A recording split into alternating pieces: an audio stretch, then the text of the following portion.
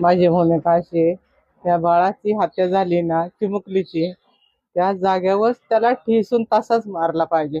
माझी एवढीच इच्छा आहे. तुम्ही काय संपर्क आता त्याला सोडवायला वगैरे जाणार किंवा काय? मला त्याचं तोंड सुद्धा बघायचं नाही, अजिबात नाही. आता तुम्ही माझ्यापर्यंत कुणी त्याचं अंत्यविधी झालाय म्हणून सांगाय पण येऊ नाही.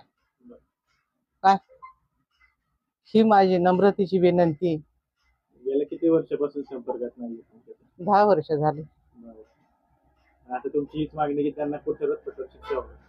कठोर कोर्ट शिक्षा व्हावी. फाशीच झाली पाहिजे. फाशी नाही तर कठोर मग त्याला नुसती ठेचून शिक्षा मारलं नाही. पाहिजे त्याला.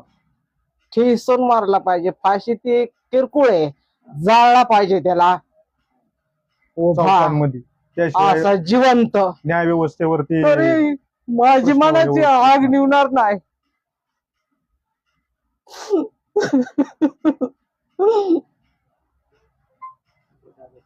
दादा, तुझ्या वडिलांनी कृत्य केलेलं आहे, वडील म्हणून काय वाटतं तुला? तुझ्या वडिलांनी एवढं कृत्य केलं, वडील म्हणून घ्यायची सुद्धा लाज वाटते ह्यावी अशा व्यक्तीला. त्याने त्याच्या पोटी मी जन्म घेतला, हाच माझा मोठा गुन्हा आहे आज.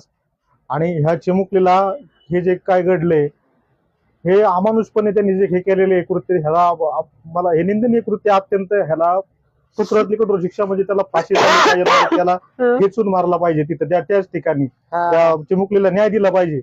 आज माझी बाची तशीच ती आहे मला. माझ्या बहिणीच्या किती 11 मला माझे बाचे आहेत.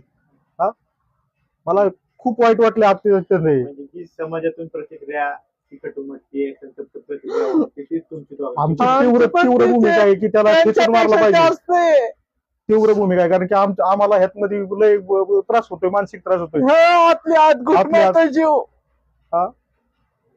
तुम्हाला आता याचा त्रास होणार आहे. गावकरी सुद्धा वेगवेगळे आरोप करत आहेत. गावकऱ्यांचे आरोप चुकीचे आहेत असं वाटतं. तुमच्यावर होणारे आरोप, तो त्यांचा दोष तुम्हाला दिला जातो. त्यांचा त्याचं नाव आमच्या नावाला जोडले. माझं नाव त्याच्या मागं जोडले म्हणून मला आता त्याचं ते सगळं ऐकून घ्यावं लागेल. काय मला बोलतील ते.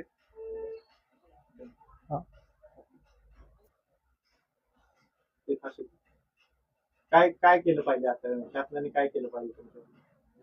शासनाने ह्या चिमुकलीला न्याय दिला पाहिजे. त्याला फाशीची शिक्षा दिली पाहिजे, नाही त्याला ठेचून मारला पाहिजे. आज छत्रपतींच्या महाराष्ट्रामध्ये आपण राहतो, न्याय व्यवस्थेवरती लोकांचा विश्वास उडला असं काय केलं तर. एवढीच माझी विनंती आहे. मी ह्याच्यात काहीच बोलू शकत नाही, मी अपशब्द आहे.